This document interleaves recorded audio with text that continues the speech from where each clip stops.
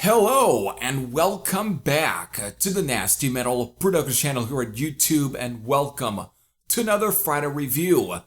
Today I am here to give my thoughts on Altered Realities, the debut full-length for these Norwegian Sci-fi Death Thrashers Sovereign, released back on January 19th via Dark Descent Records, which is that label right there.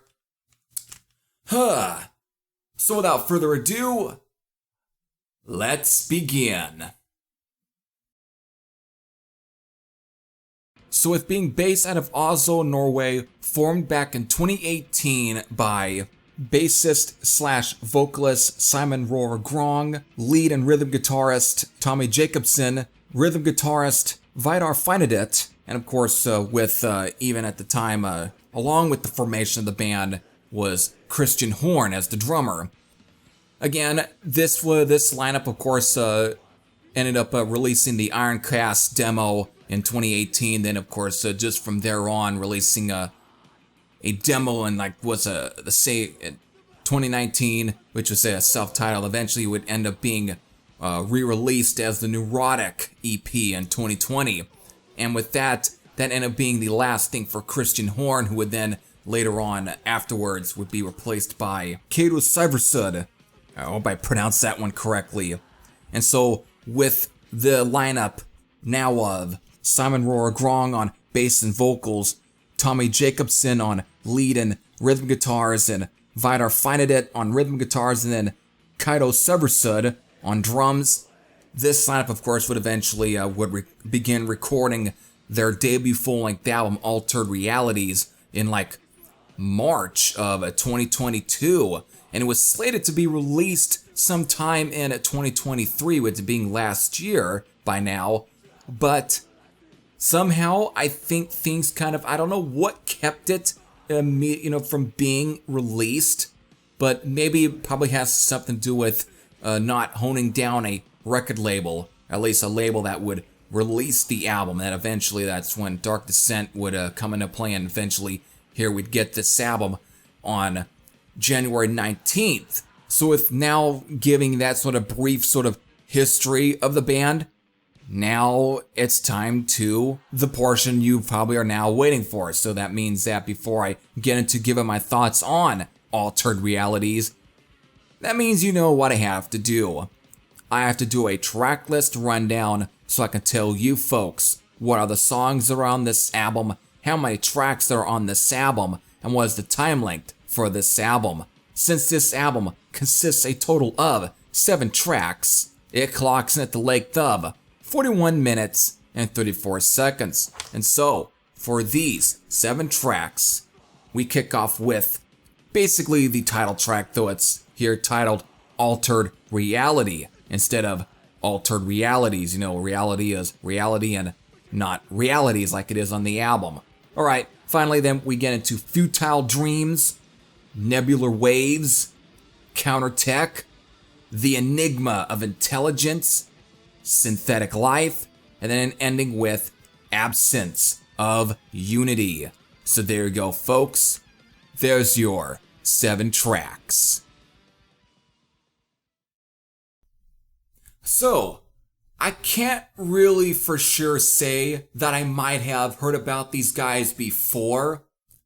However, just obviously a few weeks ago, or maybe a few weeks ago, whatever, when I was obviously browsing through Bandcamp and stumbling upon at least the new releases, that's when I stumbled upon this album, because again, just looking for stuff that kind of what I could review on the channel, purchase, and all of that fun stuff.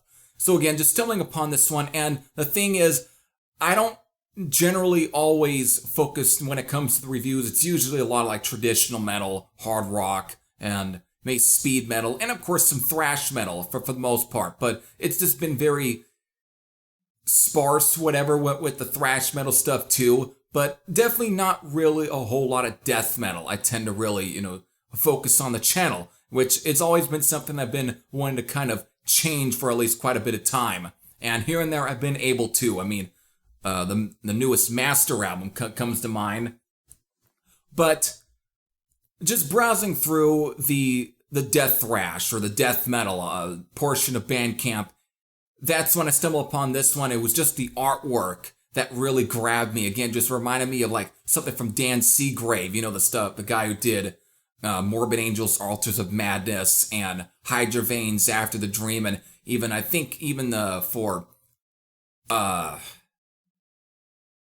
Malevolent Creation and Dismember, all those cool bands, did those artwork, and that's what this album cover really reminded me of. It took me back to that. Of course, the guy that actually did this artwork, was it Skavlund? Skavlund, actually, right here on the back.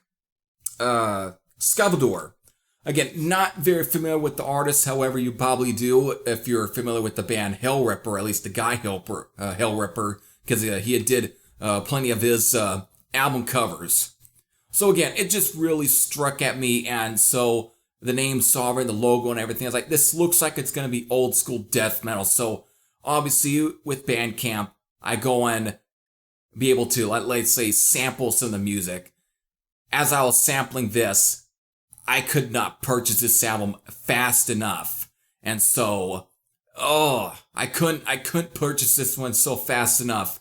And as I was kind of like listening to it, by the time I was getting to like track 3, I'm like, I'm probably going to be listening to this entire album. So I had to kind of stop myself to at least wait until I was able to receive this physically in my hands. So that's why, and once I did, you'll just find out right now.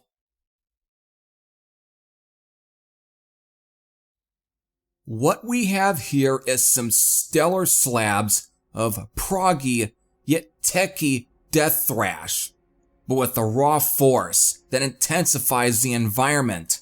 Like, imagine the brute ferocity of Dark Angel, early Sepultura, and of course Sadus, but combined with the techie elements of Sadus, but also that of Death as well. Like, again, if you get into maybe spiritual healing and maybe even the Human, when Chuck Schuldiner was really kind of refining Death's sound. But yet you also have the strange yet otherworldly flavor of like Voivod. Think of Roar and like at least some of the raw aggression of Roar, but also combined with again that otherworldly flavor that you had heard on Killing Technology, but injected with that dose of sci-fi spacey atmosphere, that of Nocturnus. And with that, you basically get this album. Each of these 7 songs are filled with structures that surprise me each time I put this album on. Meaning, again, when I mention or about having this album at least a proggy element, I'm not really going on about that it's prog like in, it's super prog. Like, again, where it's just a band showing off its musicianship, but I mostly kind of go on about how there's a lot more parts and very, not too much time signatures, but just riff and tempo changes and more so of that. But then that kind of also kind of bleeds into being very technical as well. But again, just like with what I kind of stated about bands that tend to choose to be proggy, they like to normally love to show off their musicianship. Like, oh yeah, we love to kind of be all out there and everything. It's not so much like in the sort of Dream Theater sort of aspect, or let's say how Fate's Warning got much later on, like most tech death bands or tech thrash bands end up just being on, later on and everything. I mean, that probably would go into like Coroner, but this is more so like how some of these bands were like early on, like Coroner, for example, or Sadus much early on, where there's this sort of raw, very aggressive, just nature to them, where it's almost barbaric. That sort of aspect that really is kind of felt throughout this album. And there's that spacey element, which kind of can give at least some of these songs a sort of prog sort of nature to it. The songs that really kind of bring in this sort of feel would be with maybe Altered Reality, Nebular Waves, Countertech, and of course like even Absence of Unity, and even like even short songs like Futile Dreams and Synthetic Life. they all kind of there'd be some of these tempo changes within there, like riff changes. Like it kind of would start off with a little bit of a different tempo. It'd start off a very riff-like, but then within probably a minute into the song, it then kind of switches gears, and then it's all of a sudden we now get to a different riff, and then this becomes the main riff that will kind of be heard throughout the album. But then within there, they'd be kind of changing up here and there, and even like the drumming department, for example, here too. This really comes even more apparent on one of my absolute favorite songs on the album, that being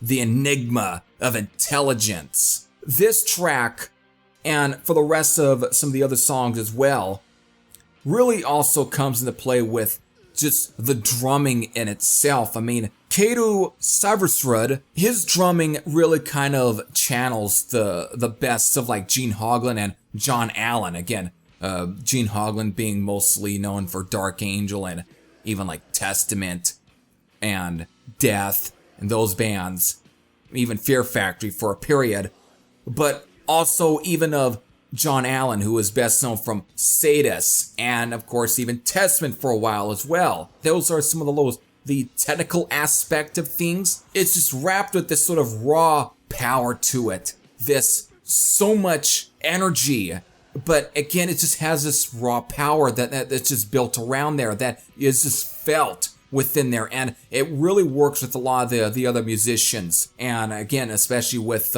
Simon Roar Grong, who is the bass player and singer, and even his bass playing, especially if you really hear on like the first track, Alter Reality, where he really at times channels a bit of Steve DiGiorgio, again of Sadus, and I think even Death for a while there too.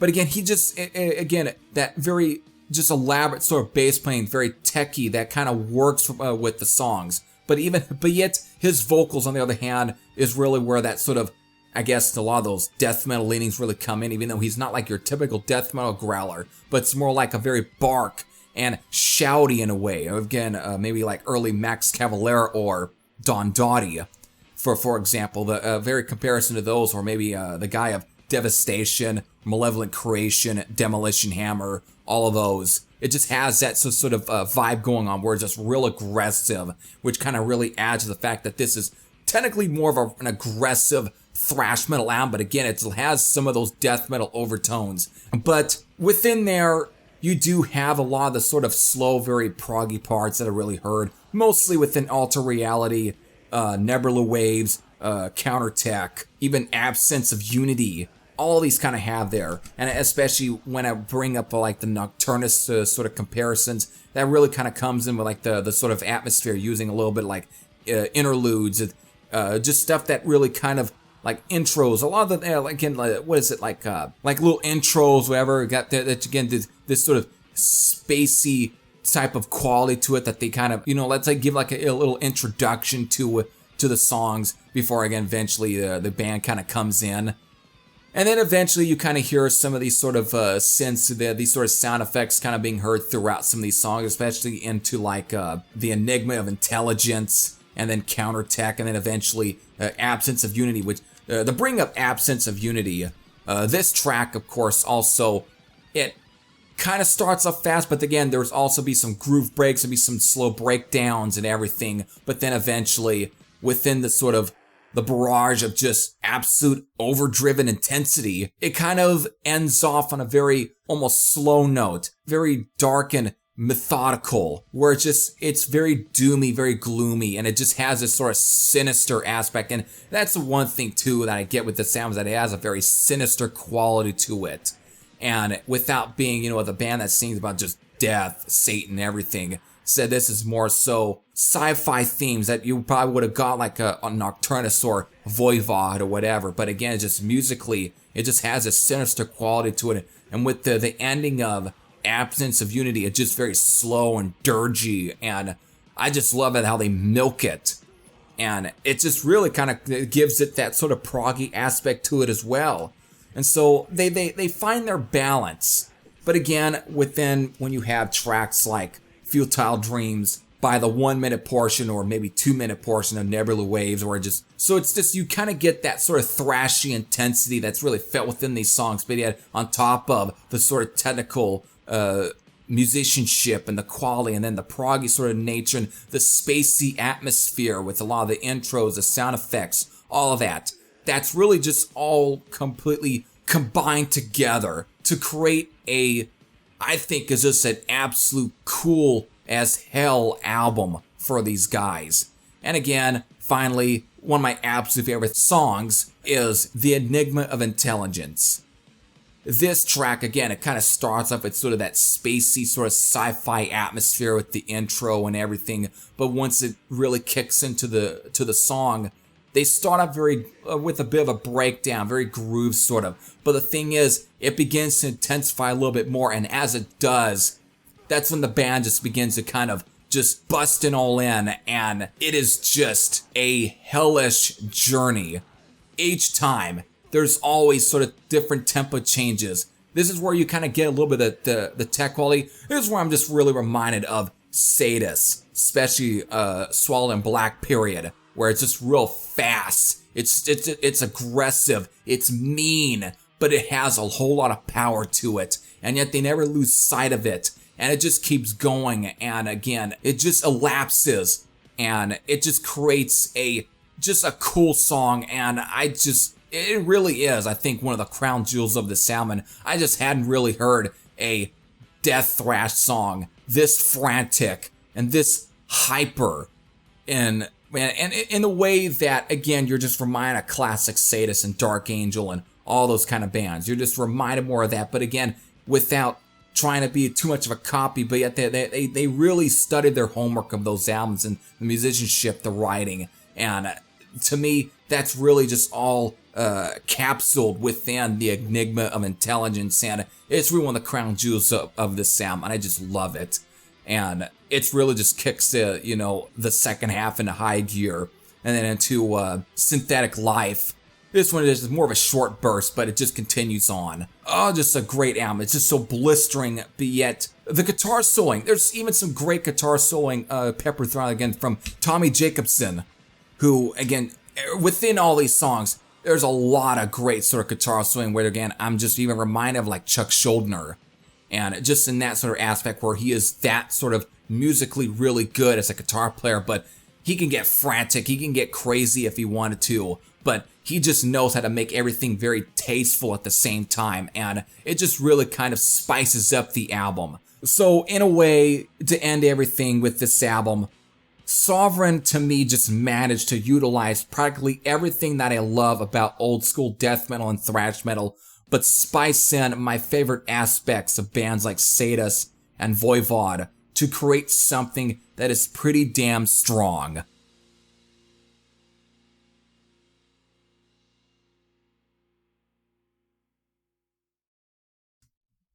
So there you have it. There's my thoughts on Altered Realities, the debut full-length album for Sovereign. And so what is my rating? I know this is going to be practically bordering on hyperbole, but I just couldn't help it. I can't help it. This is another 10 out of 10. I mean, I know that this band might end up, if they, continuing on, and I can't see them at least not, continuing on, but if they do, I know that the next couple of albums or whatever they get to doing a follow-up to this, I know that they're going to be tightening up on a lot of the things that might have been seen as a little bit loose on this album.